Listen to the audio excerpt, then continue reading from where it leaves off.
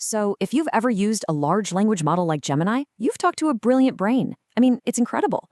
But what happens when that brain gets hands and eyes and a real mission to accomplish? Well, it becomes an AI agent. And that is the next massive leap in artificial intelligence that we're going to break down today.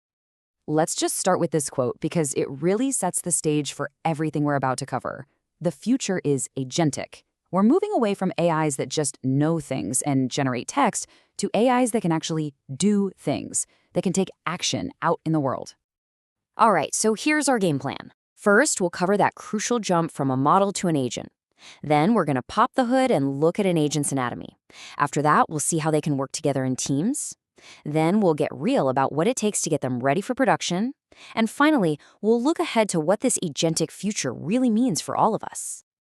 So let's start with this first big idea, the move from a model to an agent. And I love this subtitle, Beyond the Brain in a Jar, because honestly, that's the perfect way to think about a standard LLM. It's this incredibly smart brain, but it's totally disconnected, floating in a jar with no way to interact. Agents are what finally lets that brain out. So what is an agent, really? At its core, it's a system that's trying to achieve a goal. It's not just passively waiting for a question. It's actively observing what's going on, it's reasoning about what it needs to do, and then, this is the key part, it uses tools to actually act in the world. It's about getting stuff done. And this comparison just nails the difference. See, a model's knowledge is frozen in time, right? It's limited to whatever it was trained on.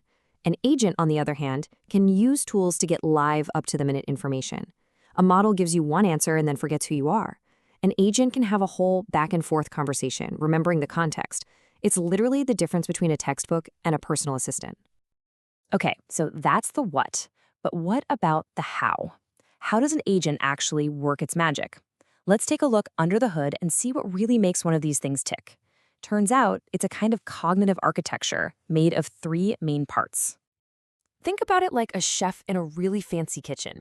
The model? Well, that's the chef's brain. It's the central decision maker, the one with all the knowledge. The tools are the chef's hands and senses, the knives, the ovens, the ingredients. In the AI world, that means APIs, databases, things like that. And finally, the orchestration layer. That's the recipe and the technique. It's the thought process that guides the chef from ingredients to a finished meal. Now, to manage that thought process, agents often use a framework like REACT, which stands for Reason and Act.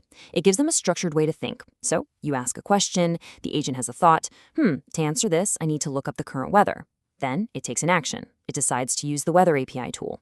It makes an offeration. Okay, the API says it's 75 degrees and sunny.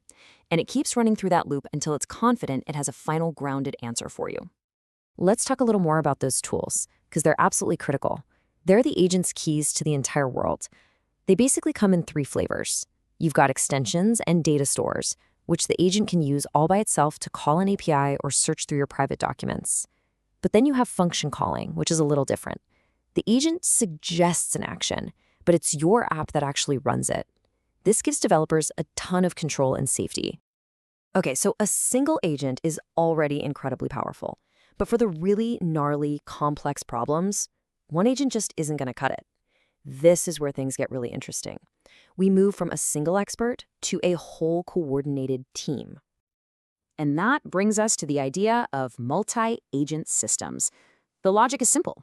Instead of trying to build one giant generalist agent that knows everything, you build a team of specialists.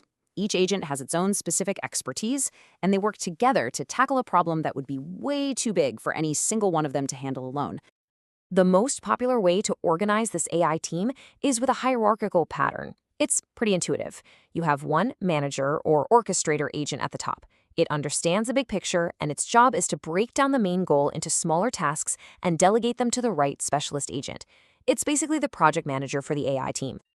A perfect example of this is in a modern car. You say, find me a sushi restaurant nearby. The main orchestrator agent instantly knows, that's a navigation request.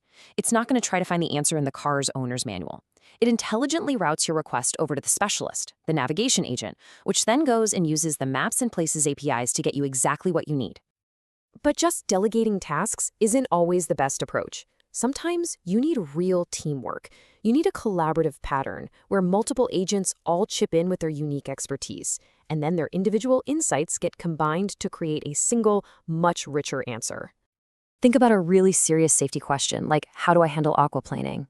This is where collaboration is a game changer. The car manual agent can jump in with technical details about your car's specific anti-lock brakes or stability control. At the same time, a safety tips agent can provide general, practical driving techniques. A mixer then fuses both of those sources into one complete, actionable, and frankly, life-saving response. Now, all of this sounds absolutely incredible in theory, right? But here's the reality check. Getting these complex systems to work reliably and safely out in the messy, unpredictable real world, well, that's the biggest challenge of all. Moving from a cool prototype to a production-grade product is a whole other level. So that's the billion-dollar question, isn't it?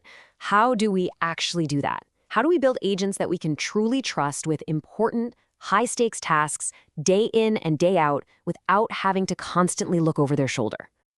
Well, the answer is coming from a new field called AgentOps. You've heard of DevOps for software and MLOps for machine learning, right?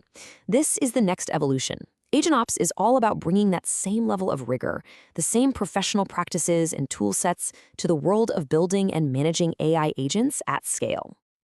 And a massive piece of AgentOps is deep, robust evaluation. It's not enough to just look at the final answer and give it a thumbs up or thumbs down.